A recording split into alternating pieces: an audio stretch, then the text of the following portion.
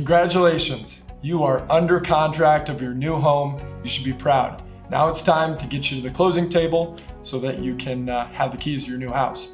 So what are those steps? Let me explain.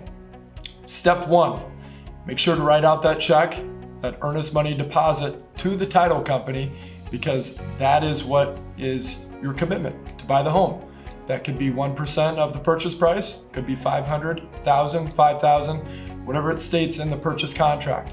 So make sure you have that correct number, double check it, and then that will bring down that total cash to close number needed at closing. Remember, that's your down payment, closing costs, prepaid interest, and deposit for your escrow for taxes and homeowners insurance. So that's step 1. Step 2, make sure that you click and sign the initial disclosures that we have to send out within 72 hours of being under contract.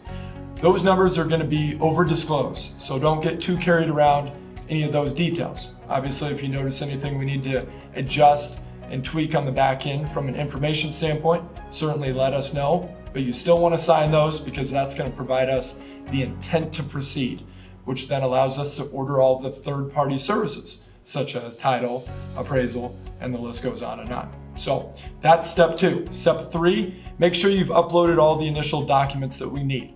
Once it's under processing, in processing and underwriting, they very well will want some more stuff. Letters of explanation. They are, we're lending you hundreds of thousands of dollars, so a lot of double and triple checking. So that's step number 3. Step number 4, you're gonna have to provide your debit or credit card for the appraisal. A lot of times that's gonna be around $600, but there are circumstances where if we need a rush to get that appraisal back sooner, could be a few extra $100. So under those circumstances, we'll definitely let you know. But then that's gonna be credited towards total amount due at closing as well. So that is step 4. On to step 5. You can start shopping for homeowners insurance. Definitely recommend that you give our sister company, Exorbitant Insurance, a chance because they have a number of different options and companies they work with.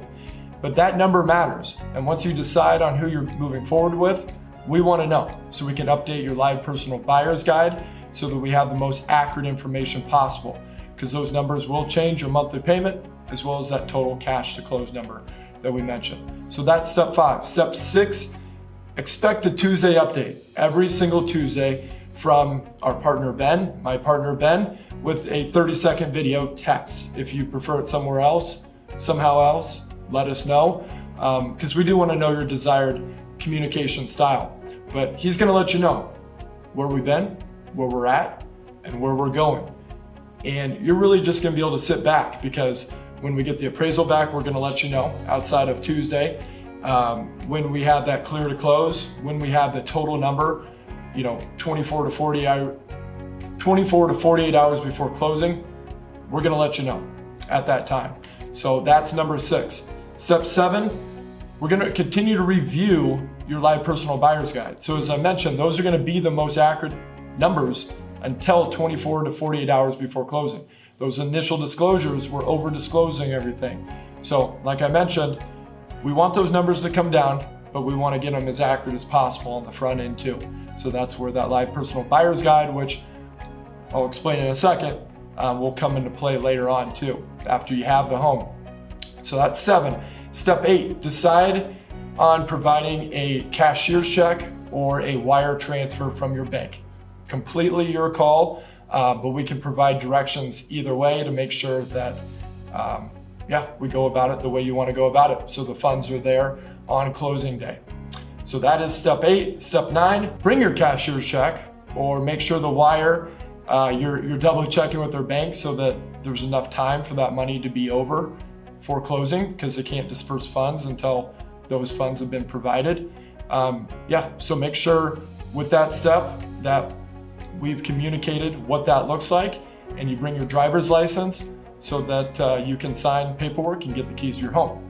And last but not least, step 10, you move in, this home is yours, you're marrying the number, or you're not marrying the numbers. So the best numbers are right now, but they can change in the future. So you're marrying the home and you're dating the numbers. So that's why we do annual mortgage reviews, and when things do adjust in the marketplace, could be a great time to refinance. And so that's a revolving process that we will continue to talk about. But for now, those are the steps. If you have questions, we're a call or text away, And we want to make sure that we're as proactive as possible so we can alleviate stress.